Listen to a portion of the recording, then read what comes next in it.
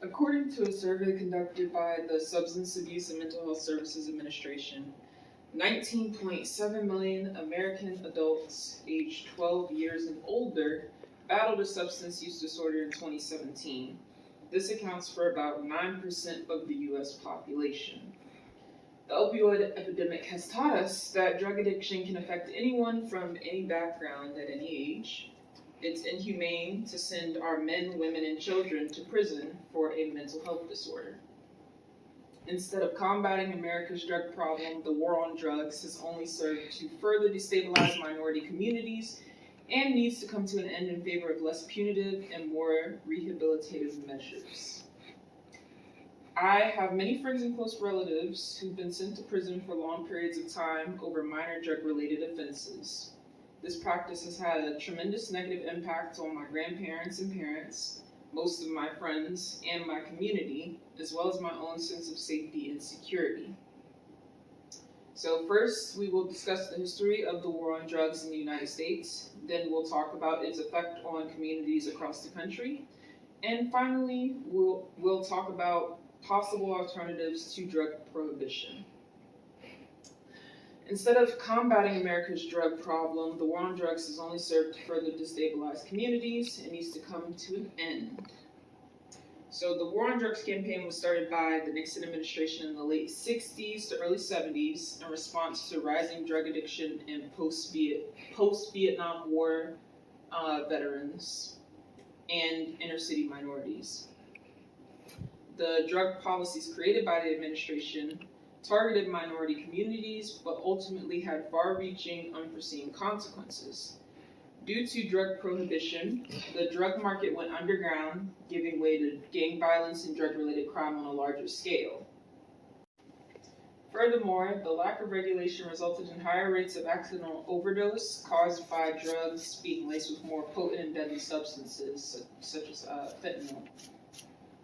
So now that we've talked about the origins of the drug war, we can move on to its effect on communities. According to the Bureau of Justice Statistics, the U.S. Department of Justice, the number of federal drug-related convictions has seen a startling increase since the 1980s as compared to other types of offenses such as violent and property-related crimes. So due to Nixon's drug policy, scores of addicts were being funneled into the prison system, especially those from minority and poor communities, instead of being given the proper help and resources. Not only that, but many of the children of these addicts go without one or both parents, destabilizing the family structure and therefore destabilizing the community as a whole.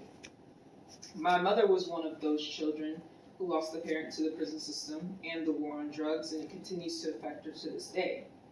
Being raised in a climate of instability and a lack of safety has caused lasting issues that have even trickled down from her to me, a phenomenon known as generational trauma. This is true of many people in my community as well, the story changing slightly in detail, but always starting and ending with drugs in the prison system. So what are the alternatives to drug prohibition? In the 90s, due to a dramatic increase in drug use, Portugal decided to take a rather radical approach to its drug policy and legalize the possession of all drugs. They focused on treating drug abuse as a mental health issue, encouraging heavy users to seek treatment without the use of force. By 2000, drug abuse declined in every age category, with youth showing the highest rate of improvement. At around the same time, Switzerland had a similar issue, but theirs mostly focused on heroin and a rise in AIDS cases due to the sharing of needles. So to combat this, the Swiss government essentially did a drug policy overhaul. They decriminalized the drug use, revamped rehabilitation programs, and implemented needle exchange programs and safe injection rooms. As a result, cases of bloodborne disease decreased dramatically, as did the rate of drug use, accidental overdose, and drug-related crime.